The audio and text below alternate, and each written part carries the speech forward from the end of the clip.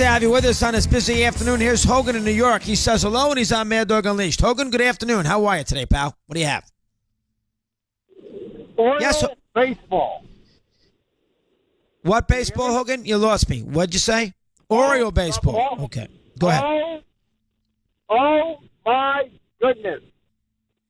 I mean, listen to Phillips. He makes it sound like it's just the easiest thing in the world to just fix this and then it's all done. I mean, it's so much money. I mean, what are you going to do? Yeah, again, I think Steve's problem is I think he hasn't understood the fact because he's pro baseball, is that teams can do. Now, Houston's a huge market, and they got a lot of young players, and Crane has spent a ton of money.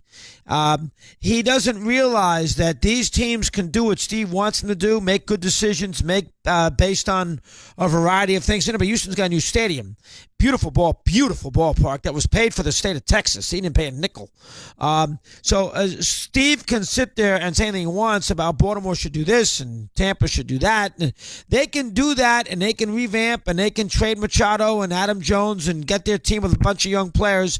But what they do there is they give themselves they give no hope for their fan base for about 5 years, 6 years. Nothing to watch.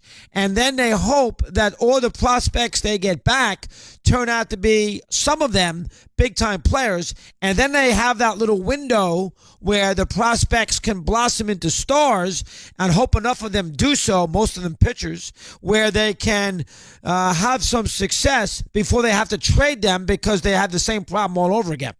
Because they can't keep them because they want too much money. So that is the problem that you have for these smaller market teams. Look at the Royals. The Royals did what they had to do. They spent, they had a good farm system. Dayton Moore did a great job with Moustakas and some of the pitchers, and obviously the shortstop and the catcher and Hosmer and what have you. Kane. So they put together this team. They had a 2 or 3 year window, which is what they had, to win a championship. They got that, and then they got to trade everybody. And now we're going to have to sit there for the next 5 to 8 years, if you're a Royals fan, to go through this process all over again to maybe strike gold down the road to have another 3 year window. That's a tough way to go about doing business. And I don't like the idea about, look at baseball. In the last 5 years, you could do 5 teams in and 5 teams out.